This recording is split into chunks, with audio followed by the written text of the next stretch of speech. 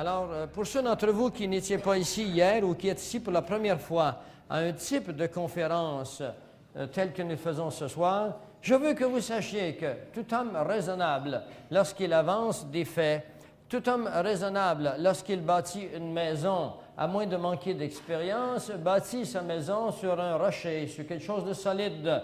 Sinon, sa maison sera emportée au premier vent, à la première grande pluie. Pourtant, au Lac-Saint-Jean, cet été, il y avait des maisons qui étaient solides et le vent les a emportées.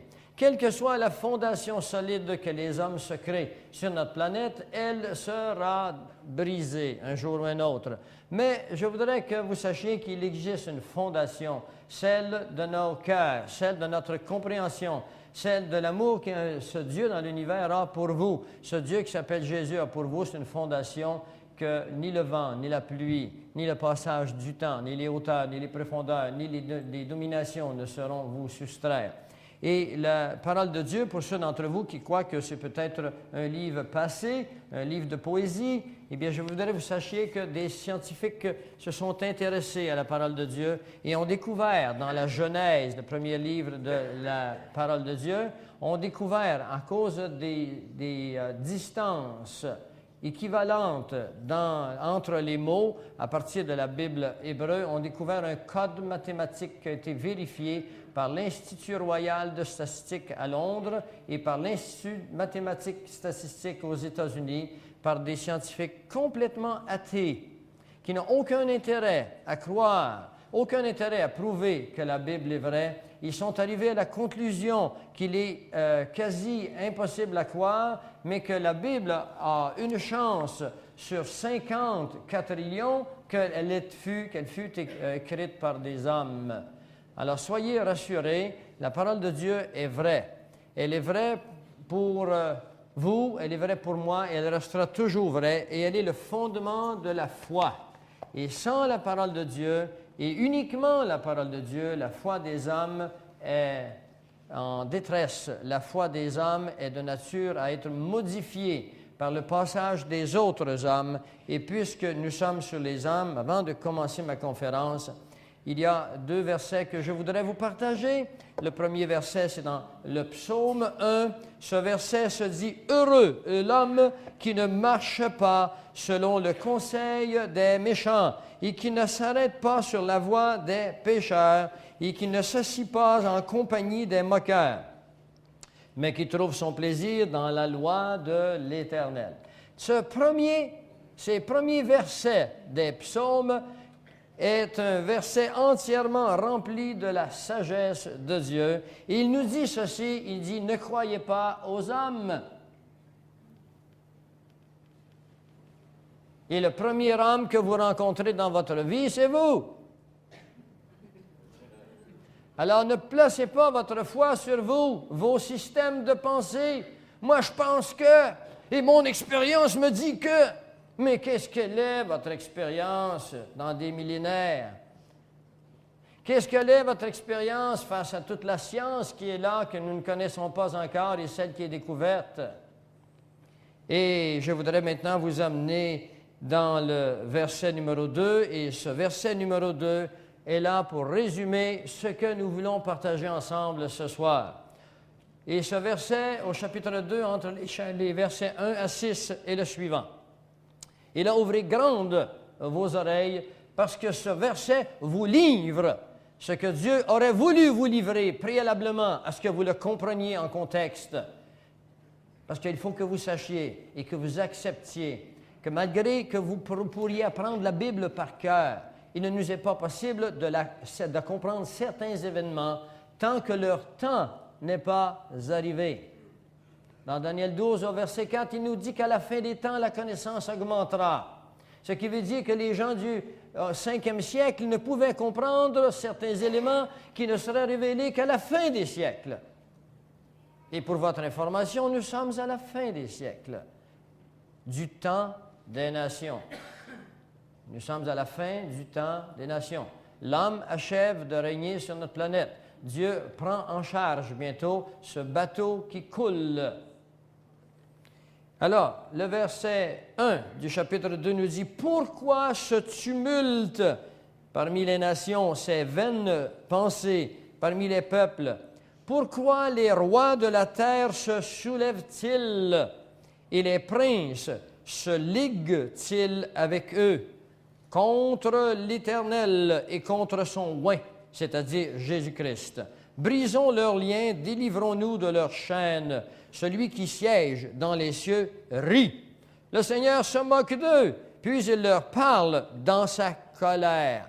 Et hier soir, si vous étiez ici, nous avons vu que nous sommes arrivés au temps de la colère d'Apocalypse 6, le verset 17, de Isaïe 62, le verset 1 à 2.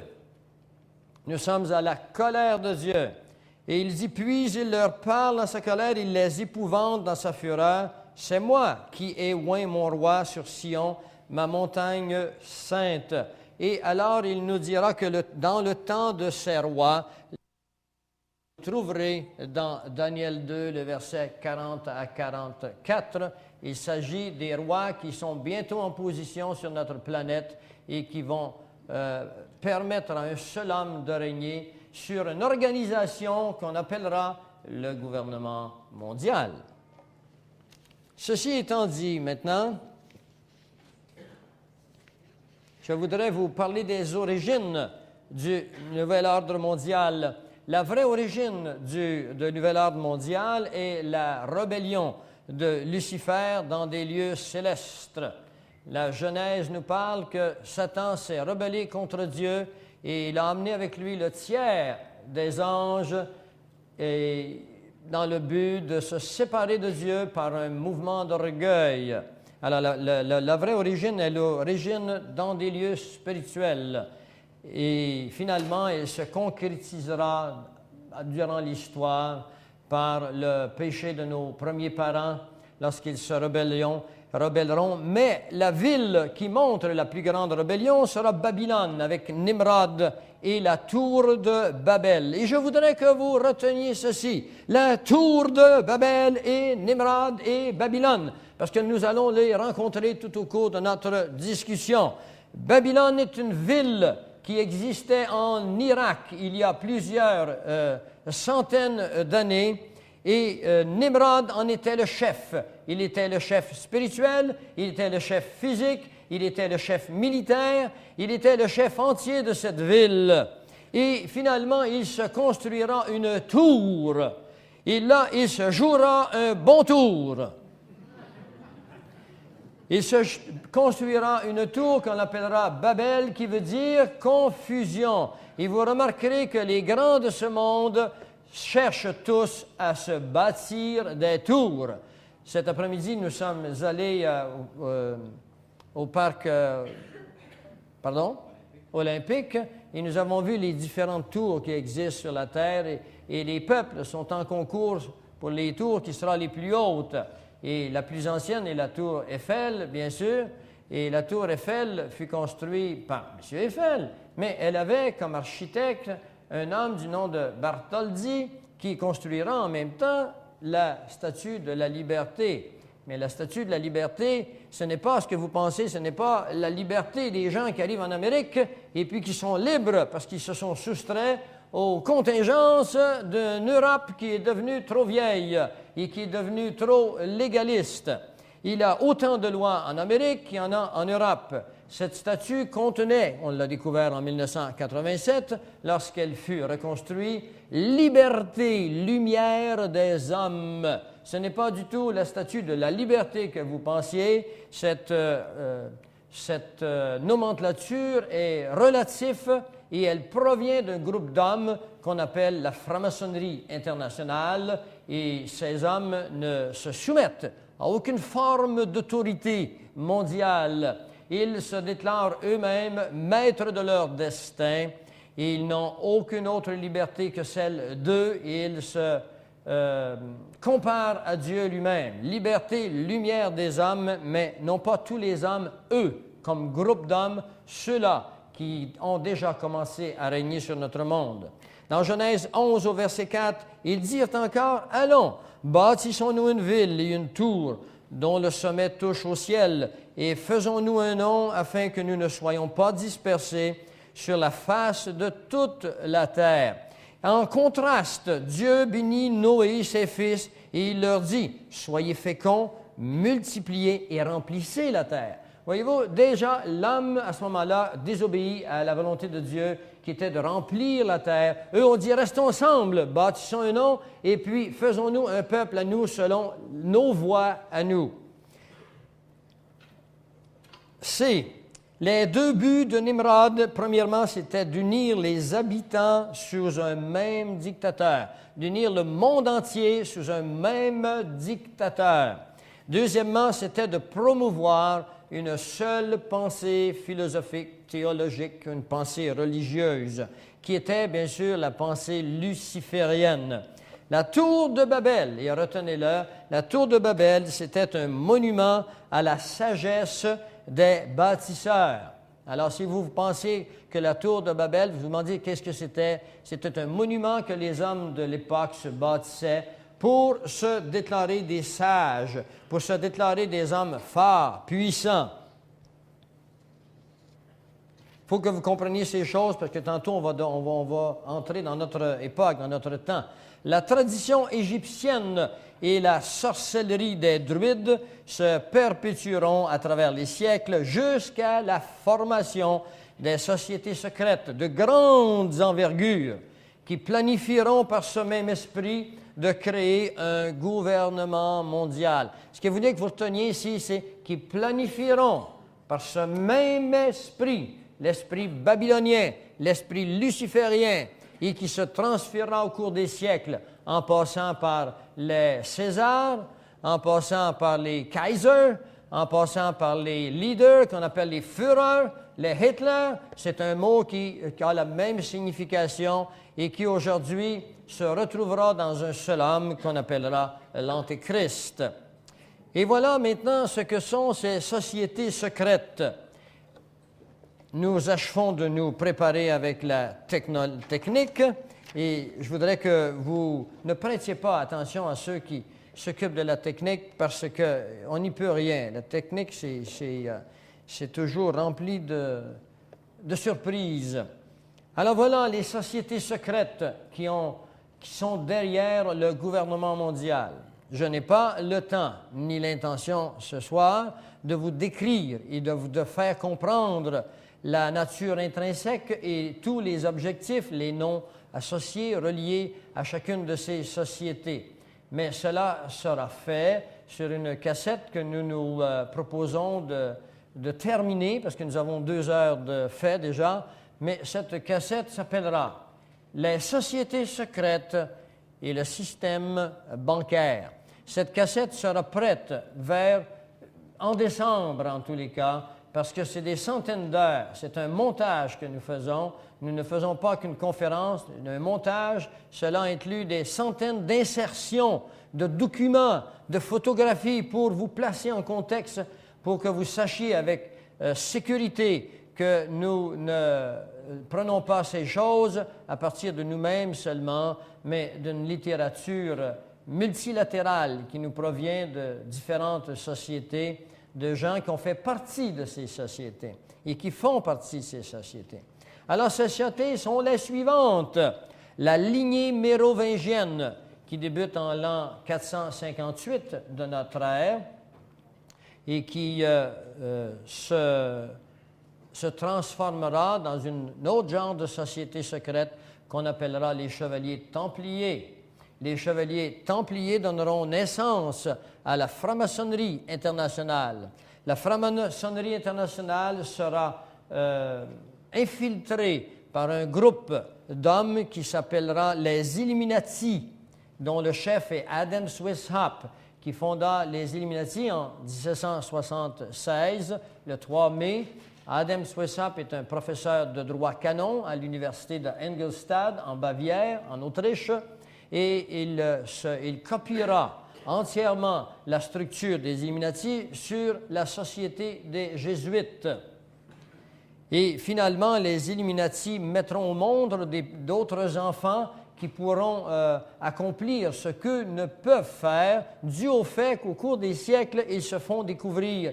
Ils se font de temps à autre dénoncer sur la place publique. Alors, quand ils se font dénoncer, ils se retirent tranquillement de leurs activités et là, ils s'incarnent sous un autre nom, mais qui a des objectifs qui étaient les premiers d'abord, mais sous un autre nom, on rentrera de nouveaux individus qui seront des célébrités et alors on continuera ce fameux projet mondial. Ce sera le Club de Rome, fondé en 1968 par Aurelio Pacei, qui est un chef d'une grande firme Olivetti et Fiat que nous trouvons en Italie.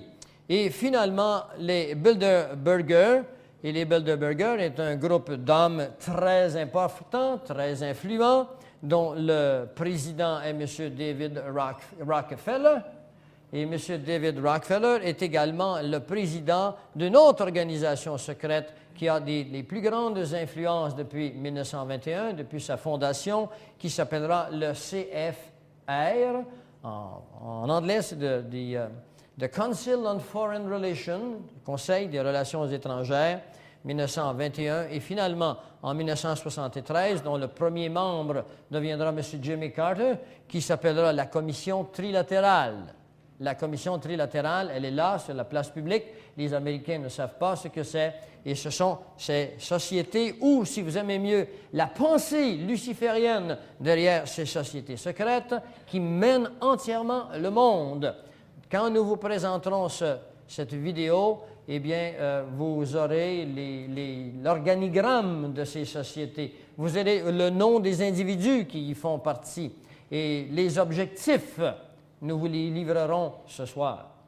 Quand vous quitterez ici ce soir, vous connaîtrez les objectifs de ces sociétés secrètes qui correspondent entièrement à cette conspiration internationale contre son oint que je viens de vous décrire dans Psaume 2, les versets 1 à 6.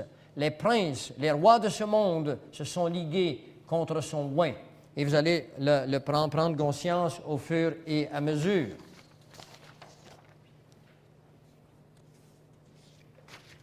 La politique de ces grandes sociétés devait se faire par un certain nombre d'éléments qui sont membres naturels des activités humaines.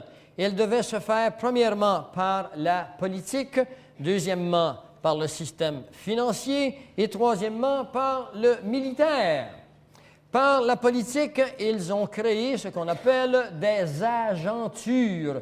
Vous devez être familier avec ce mot, des agentures. Ce sont des personnages qui reçoivent un entraînement spécialisé dans le but d'infiltrer toutes les couches de la société et puis de transformer tout ce qui n'est pas à leur goût et puis de lui donner une nouvelle direction afin que les activités humaines soient amenées à la réalisation de leurs objectifs, qui est le contrôle mondial de la religion, de la finance et de la politique.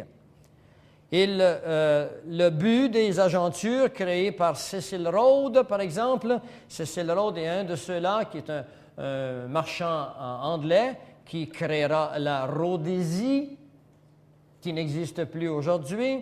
Mais la Rhodésie est un mot donné en l'honneur de Cecil Rhodes, qui est un Anglais, et puis qui fut financé par les Rothschild dans le but d'établir un système d'hommes qui leur servirait de main dans la société. Et il entraînera 2000 personnes, 2000 jeunes, gradués des universités avec du talent, avec un haut taux d'intellectualité et qui conçoivent avec beaucoup d'intérêt le globalisme.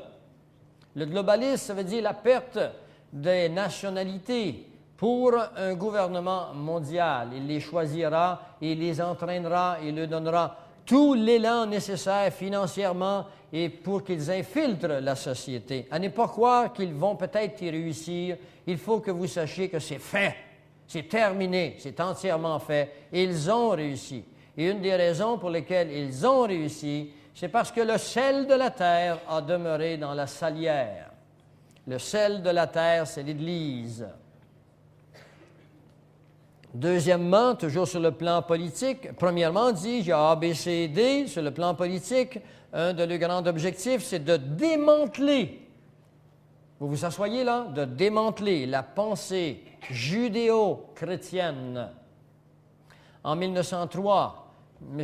Rockefeller, John D. Rockefeller, avec son groupe d'hommes, institueront ce qu'on appelle le General Board of Education, GBE, le GBE, 1904, excusez-moi.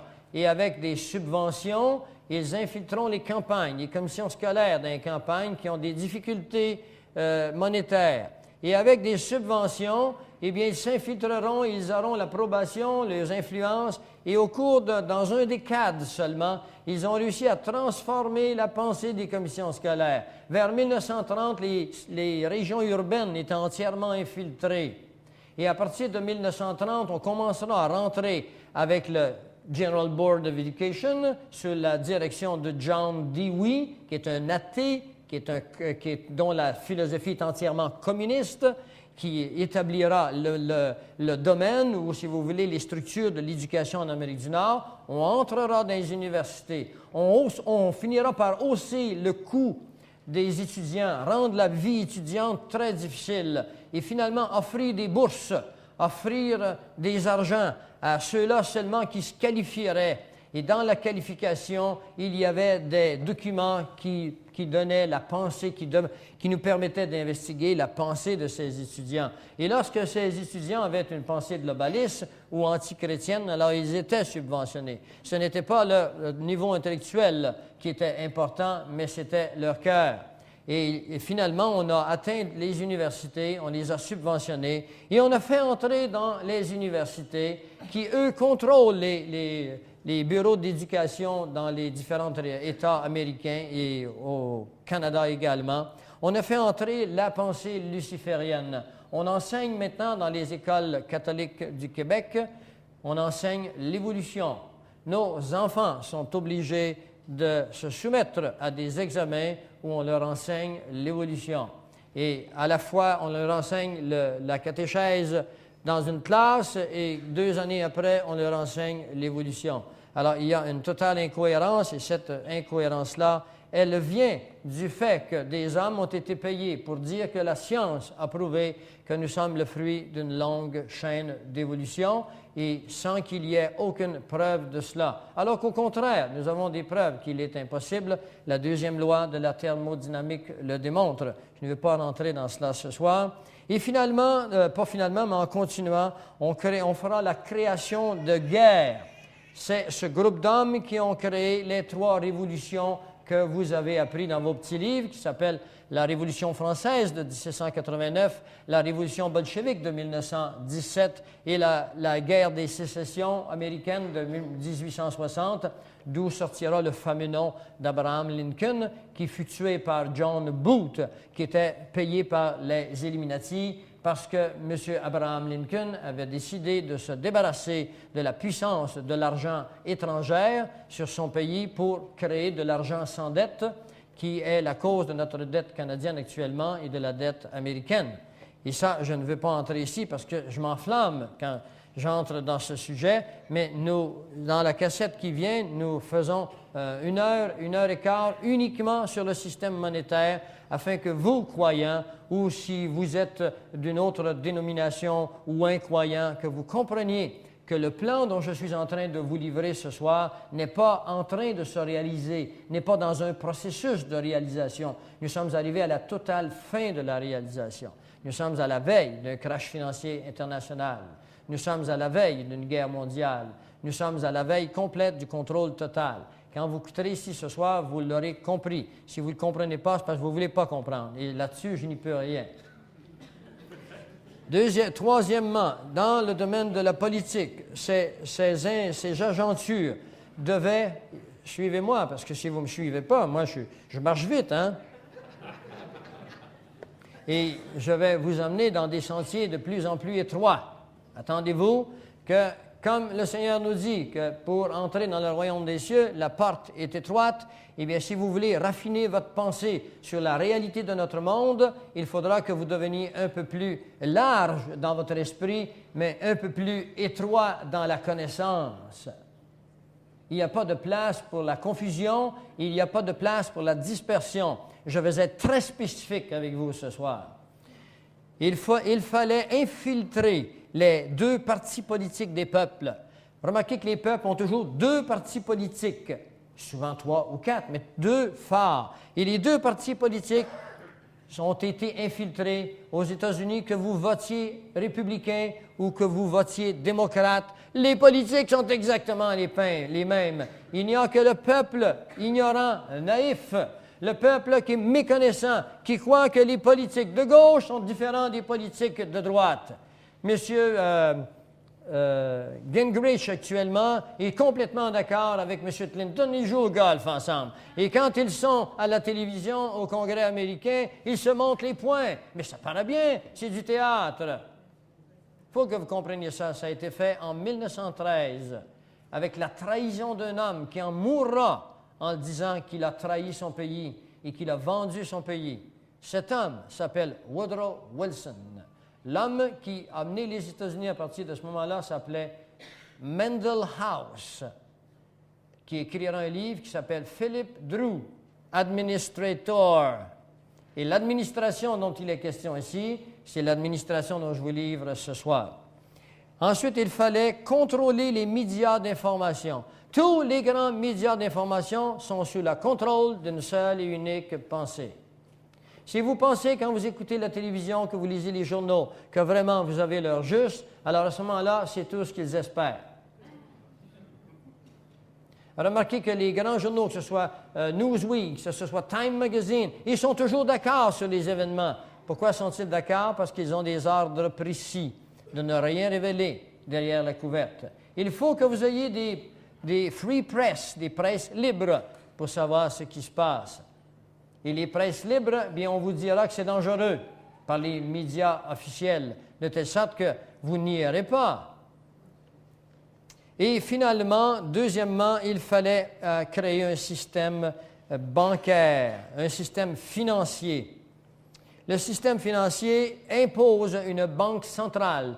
Tous les pays du monde qui ont une banque centrale, comme la Banque du Canada ou la Banque fédérale de réserve aux États-Unis, sont des systèmes qui appartiennent aux mêmes hommes.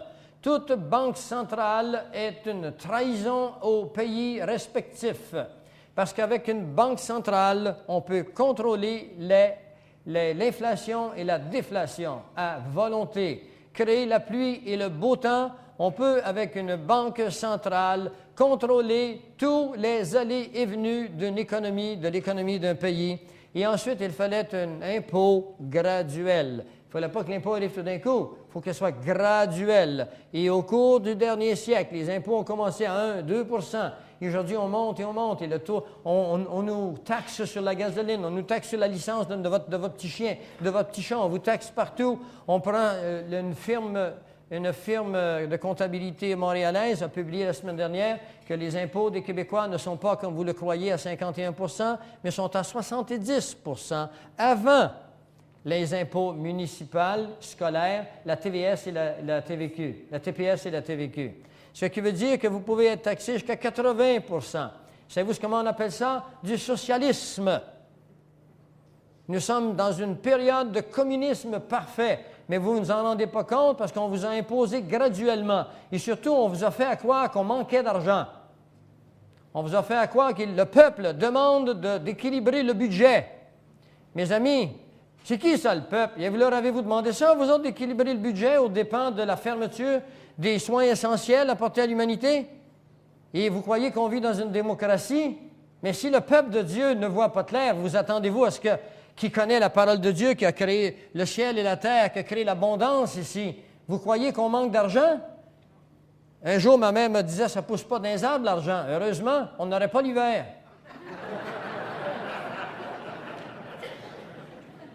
L'argent pousse dans la volonté des politiciens au pouvoir. Le ministre des Finances a le devoir, la responsabilité de créer l'argent que le peuple a besoin à partir de nos richesses naturelles nationales. Et ça, si vous ne me croyez pas, faites-vous venir l'acte de l'Amérique britannique du Nord, la Constitution canadienne, qui est la loi du pays. Et là, vous y verrez que dans l'article 52.1 de la Charte, qu'il est marqué que la Constitution canadienne est la loi du pays et que toute loi qui est inconsistante avec cette dernière est inopérante. Et dans le même article, même section 91, vous y verrez que le gouvernement a la responsabilité de fabriquer son argent, le cours monétaire, le système bancaire, et cela sans intérêt. D'où vous pensez qu'elle vient, l'argent? On vous en parlera sur la cassette, on vous donnera tous les détails. Et vous comprendrez que la pauvreté dans laquelle le Québec est entré et les pays du monde, c'est le résultat d'une conspiration. Il n'y a aucune pauvreté. Allez voir dans les jardins des cultivateurs autour de la région. Allez dans la région de Saint-Hyacinthe, par exemple, considérez le jardin de la province. Allez voir si le blé d'Inde, si les épis de blé d'Inde avaient moins de grains cette année. Allez voir s'il coule moins d'eau dans les barrages qui font de l'électricité, s'il mouille moins cette année. Allez voir si les pommiers n'ont pas produit de pommes à Rougemont et à Saint-Hilaire cette année. Savez-vous où elle est, notre richesse? Mais elle est là.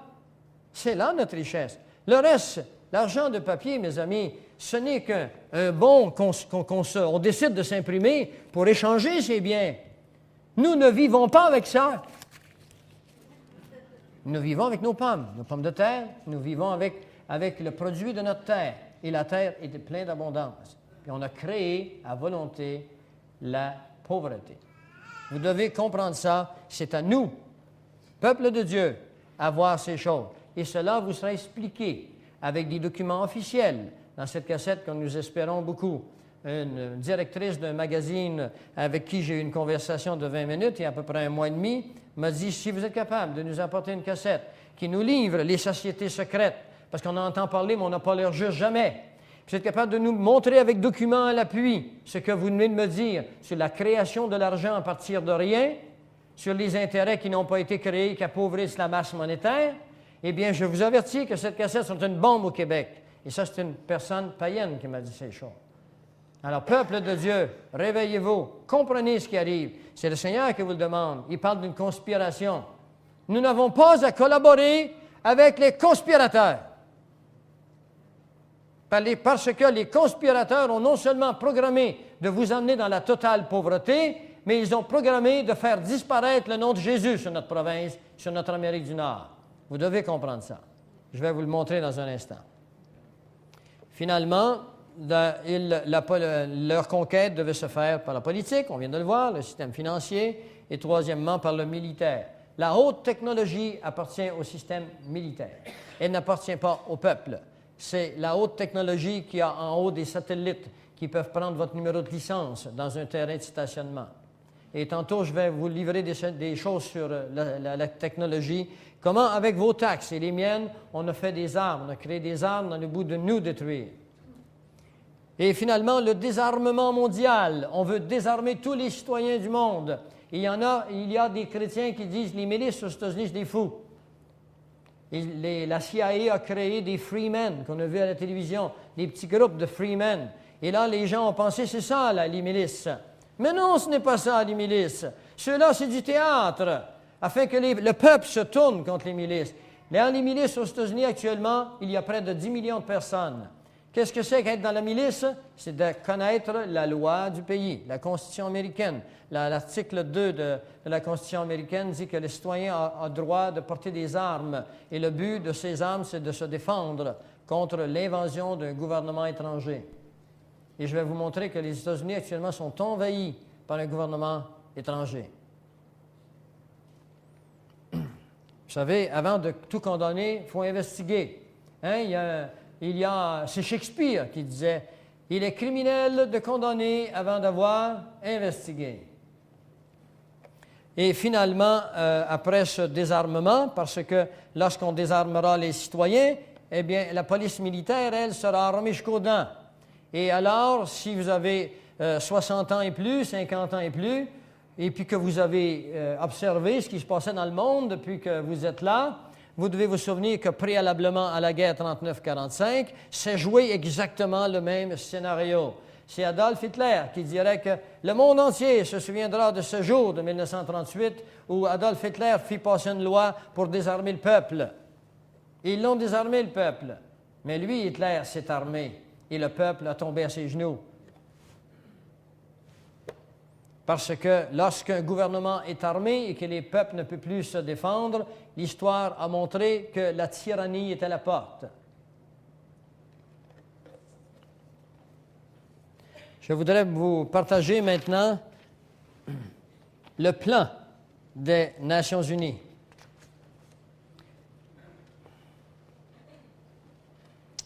Alors, il faut aller au Caire en septembre 1994 avec la conférence internationale sur les populations et sur le développement.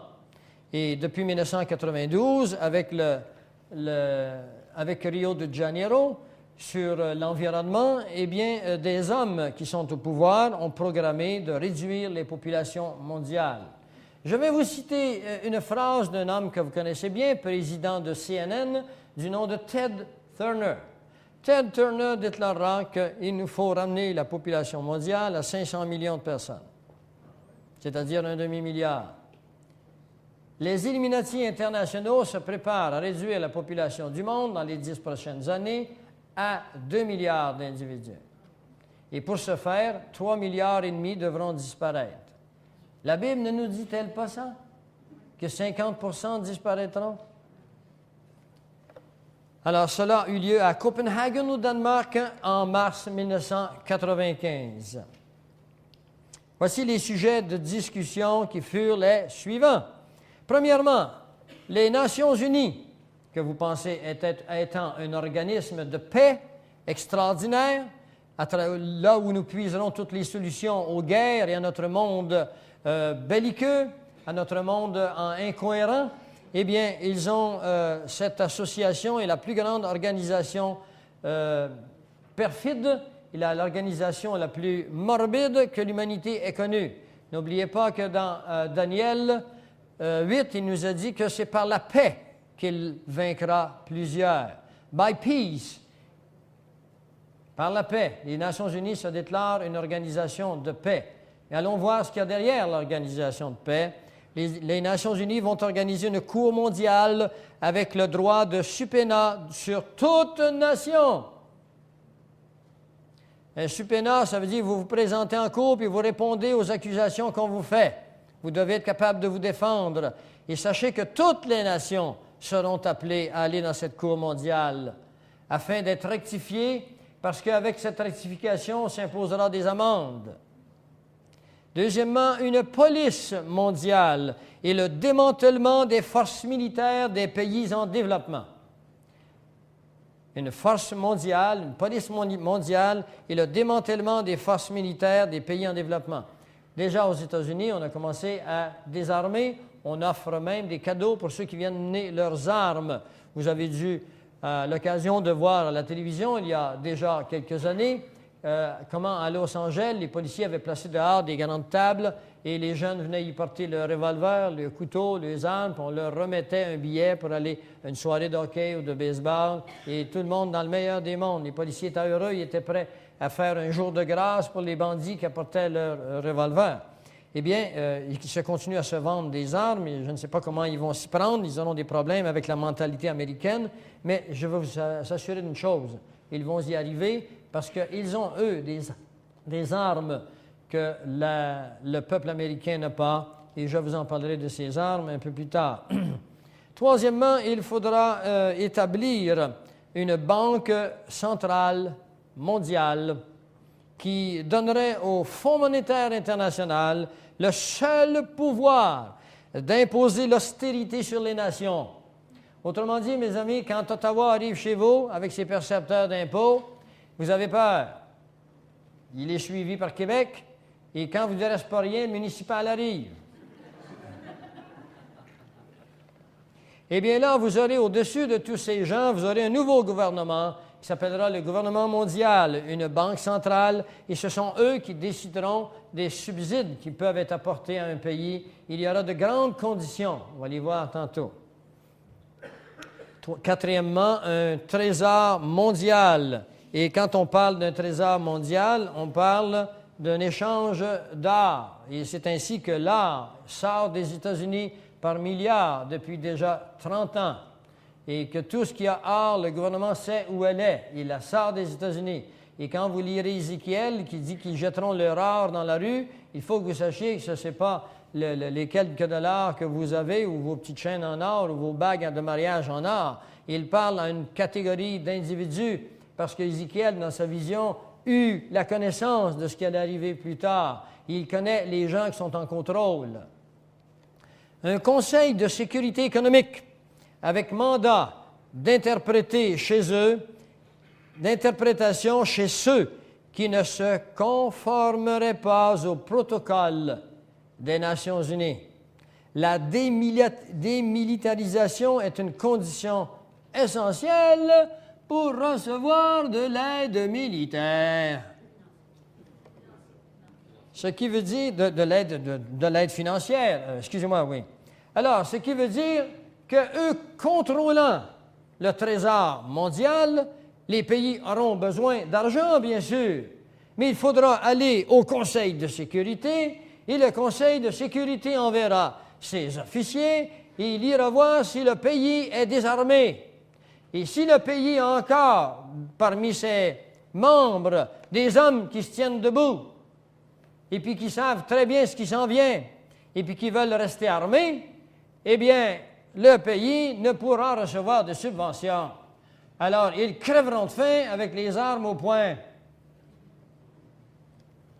Voilà comment on arrive à contrôler une région, une province, un peuple, un pays, des régions et le monde entier. Sixièmement, une organisation pour la production et le commerce mondial qui régularise le libre-échange et qui dicte des quotas pour les nations, des pénalités et des amendes aux résistants. Et vous devez connaître ici cette organisation, elle s'appelle le GATT. Et vous devez connaître le libre-échange qu'on vous a présenté comme étant d'incroyables progrès chez la relation humaine, le Mexique, le Canada et les États-Unis qui font désormais du libre-échange. Les Mexicains gagnent 50 cents de l'heure, les Canadiens 22 de l'heure dans l'industrie de l'automobile, puis ils vont faire du libre-échange. Êtes-vous déjà allé à l'école, vous, en physique, quand vous compris ce qu'on appelle les vases communicants? Celui qui a beaucoup d'eau, puis lui qui n'en a pas du tout, eh bien, il s'équilibre. C'est-à-dire que c'est la façon dont on va nous appauvrir. Sur une organisation politique qui s'appelle l'ALENA. Mais nos politiciens n'ont pas vu ça. Ils sont occupés. Ils sont très occupés, nos politiciens. Il faut les comprendre. Septièmement, une taxation globale qui inclut des taxes sur la pollution. Vous êtes pollueur, vous allez payer. Sur l'économie provenant de la démilitarisation. Vous n'avez plus d'armée? Eh bien alors, vous faites l'argent que vous dépensez là, vous allez payer une incroyable taxe au gouvernement mondial parce que lui, il va envoyer des militaires chez vous. Et puis les militaires chez vous ne seront pas pour vous défendre contre les pays belliqueux qui sont limitrophes aux vôtres. Il n'y en aura plus de pays belliqueux. Ils ne pourront pas prendre leurs armes, ils n'en ont plus.